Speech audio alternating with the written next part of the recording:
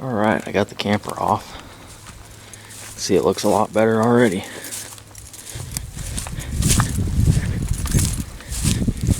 Need to find a tailgate, but that's not very important right now. I like this bumper, but this hitch here has got to go. You can see it's just welded to the bumper. And then they put a piece of channel up and welded it to that cross member. I gotta see if they make a hitch that comes down low enough to go under this bumper. You can see how nice that frame is.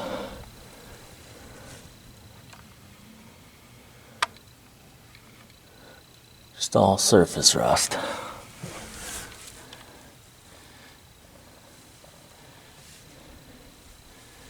You know, it needs stuff like shocks and whatever, all that maintenance stuff. These trucks, they rust down here even, but it's really not too bad. It's actually got rocker panels, just some holes right here, but they're actually there, and the cab corners are actually there. It's not too bad.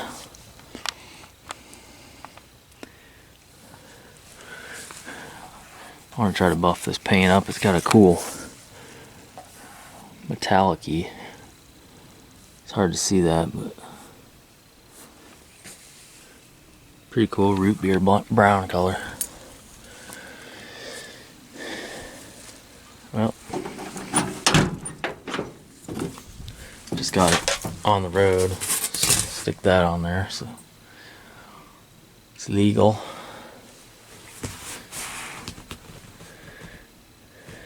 I like the seat. Maybe someday I'll have it reupholstered, but it's not going to happen anytime soon. This truck really is like a 1984 time capsule. I mean, it's got an old Sunpro temperature gauge.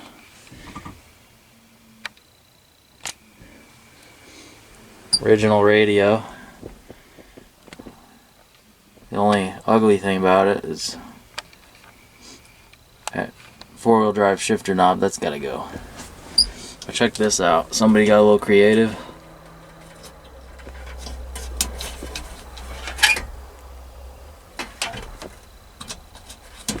It's pretty clever. I mean, these are in great shape. Visors.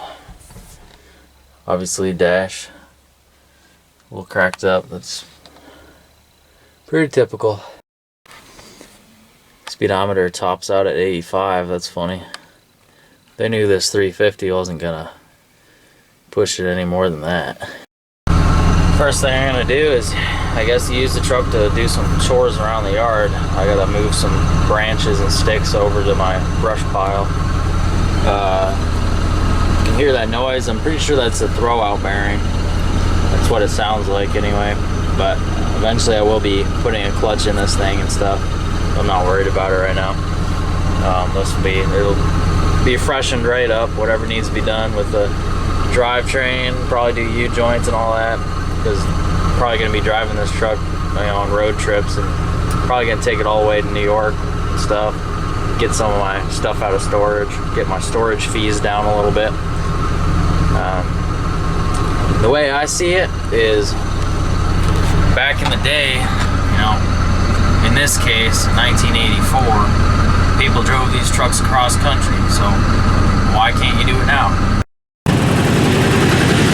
Oops.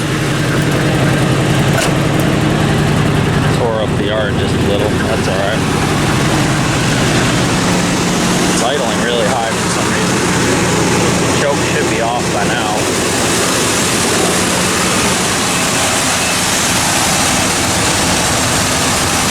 Really got to watch out for that fan. That's dangerous. You got to put a shroud on that.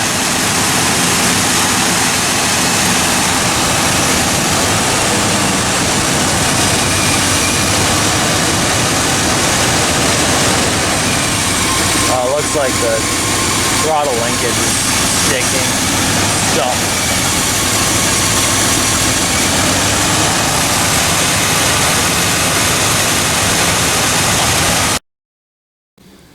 Yeah, I just shut it off. It's dieseling too, so timing's definitely off. Temperature just went way up.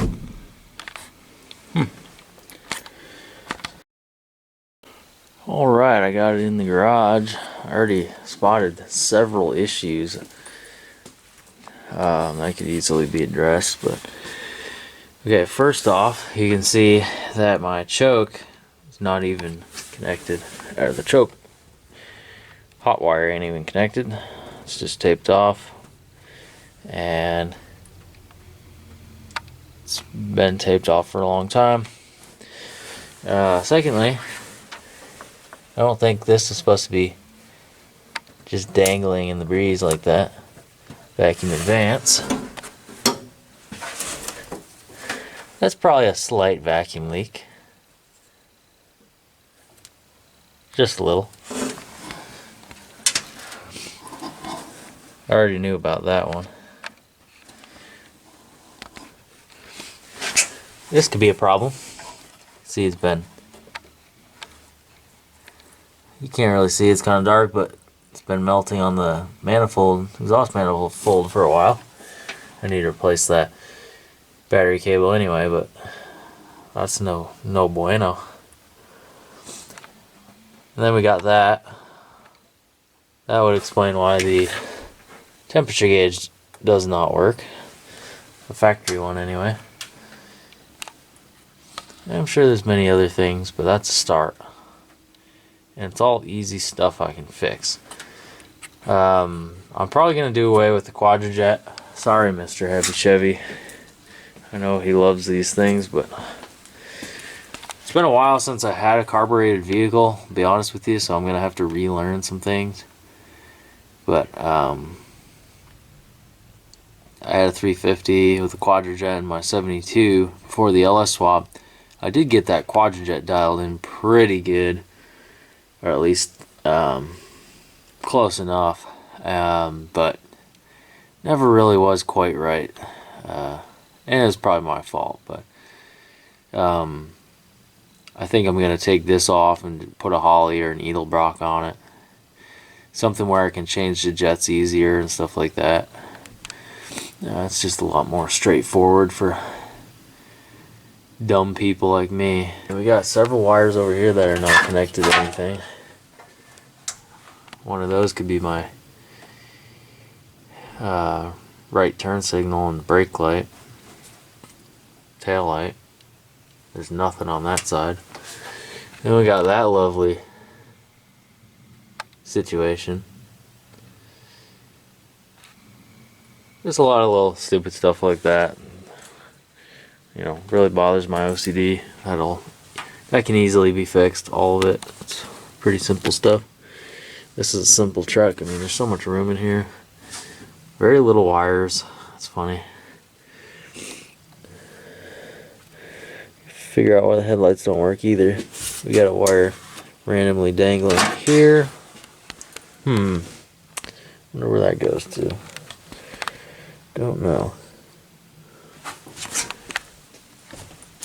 Actually have a washer fluid reservoir.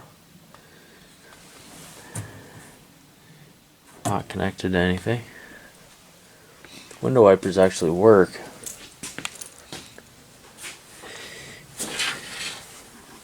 Oh, there's a ground wire there. It's not connected.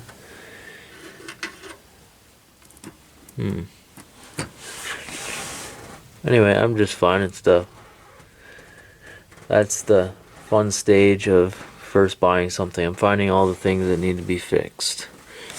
Somebody commented on my previous video when I first got the truck about how this radiator looks like a higher capacity, bigger radiator, and now that I'm looking at it, I think they're right. I mean, this is a big radiator. It looks bigger than normal, and it's plastic too. It's got the plastic tanks on it, so it's in really good shape. So that's a plus. I mean, all my AC stuff is intact, which is pretty cool. It'd be cool to get that working again. And that's pretty cool right there. Harrison General Motors Corp, Lockport, New York. Now, this is funny because Harrison has nothing to do, obviously, with where I live now, but I live near Harrison, Arkansas. And I used to live about an hour and a half from Lockport, New York. Actually, that's where I bought the Buick from, the 56 Buick. It was right near Lockport, so I don't know, I just think about weird stuff like that. I'm sure I'm not the only one. Anyway, that's it for now. I'm gonna start digging in and I'll show you guys more stuff as I go along. I'd like to find a bow tie for that at some point. Bumper's in great shape. Hood's in really good shape. I know these things like to fold, maybe right here or something. So this thing is actually mint. I gotta oil up these hinges so I don't fold it over or anything. I'd hate to do that. There's more of that nice patina, you know, that southern patina. Sun will do that to it.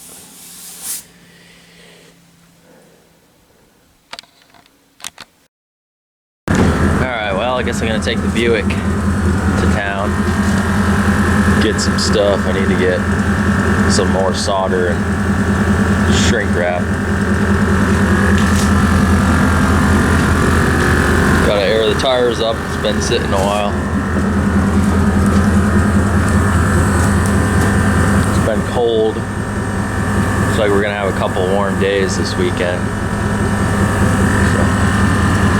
So, these tires I need to really replace. They're a little dry rotted, but they'll be alright. I also need to pick up another lug nut. Missing one.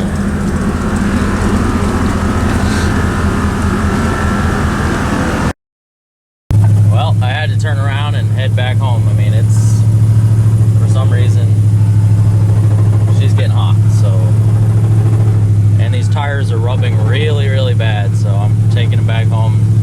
I guess I'll hop in the boring vehicle.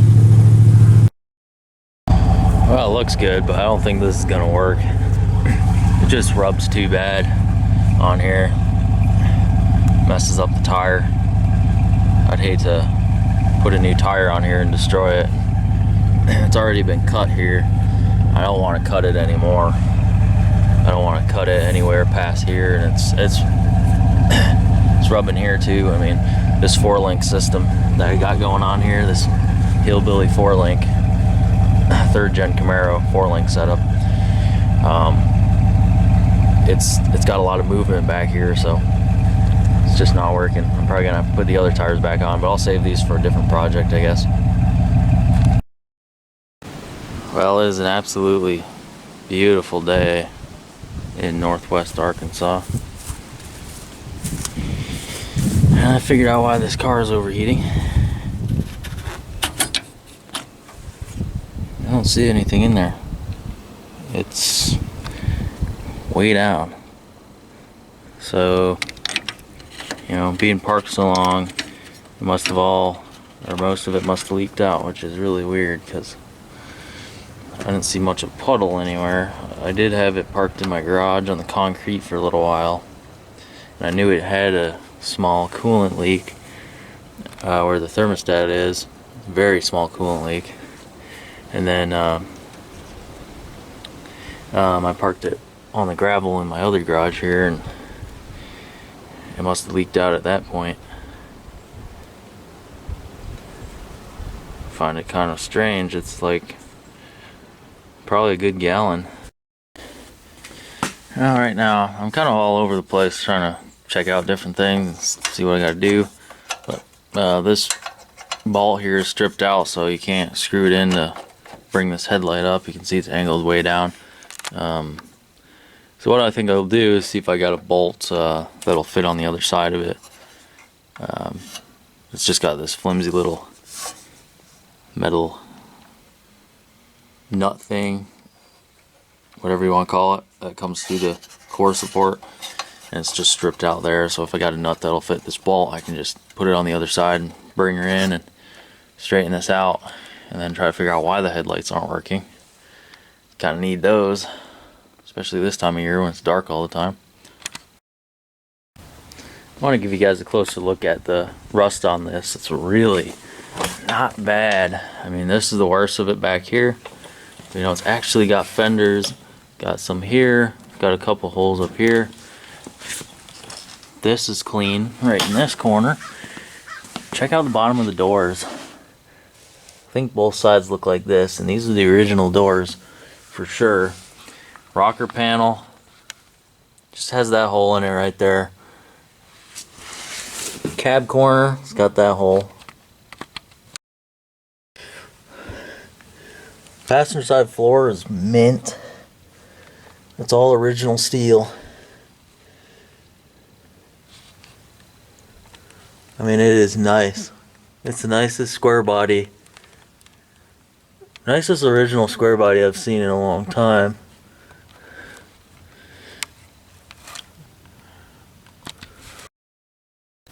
Of course, you can find these trucks down here that are even nicer than this, but they got a big price tag on them.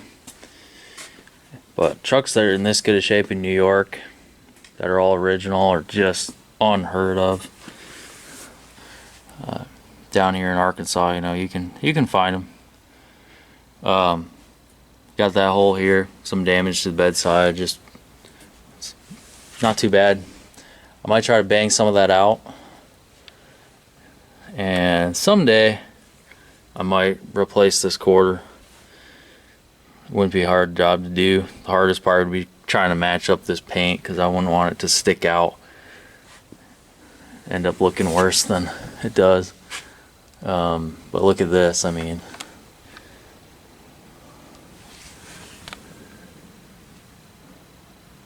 look at that. Rocker panel on this side's even nicer. It's got a pinhole right there.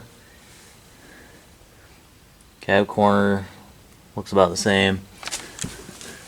But I mean, look at this. Look how that whole lip right there is still intact. There is a little hole right there in the floor starting to come through, but it's got cab mounts.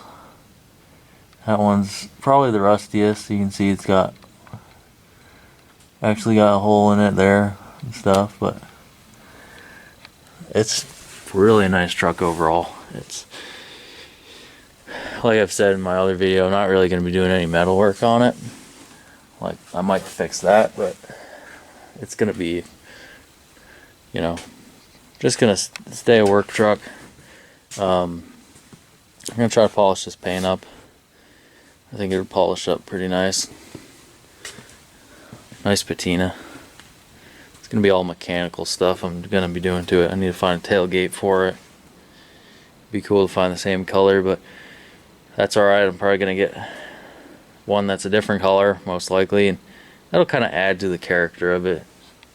Got this back window cleaned up, and it is really nice shape. No scratches, it's just clear as can be. All the windows are real nice. I found this winter park resort pass under the seat, cleaning it out. It's from Colorado, and it's kind of funny because my 72, that truck is originally from Colorado, but I don't think this is. It's just somebody probably had a pass to it. But my 72, it's got stickers right here, annual pass stickers from 1995, I think, that I just left on there because it's just cool, you know, from some like Aspen Leaf or some Colorado state park. Alright, I got those broken wires soldered and heat shrunk. Let's see if it works. Alright, that's a win. Alright, I got all that wiring fixed. Looks good. Eventually I'll put some lume on it, but I'm not going to do anything until I know everything works. So I don't have to break back into it, you know. So that's fixed, but I'm having a hard time figuring out why these headlights aren't working. So I'm going to have to find a good diagram for this to go off of. There's a lot of wires that aren't attached here and stuff, but none of them are for the headlights. The headlights are actually, the wiring seems to be in good shape. It's all in this loom here. Might have to start taking the loom off and look for broken wires and stuff. I do have this. I thought it was something, but it actually goes to the proportioning valve, which on this truck is mounted on that cross member right there. That's just for the brake light and warning light. I never hook those up anyway because I don't know, they always tend to go off for no reason, and then you got an annoying red light on the dash to look at when you're going down the road. But anyway, I'm gonna keep looking at this wiring and I'll update you guys as I go along. Well, all that didn't fix the headlights obviously, but what it did fix is now my high and low. The blower motor works on high and low, so that's cool.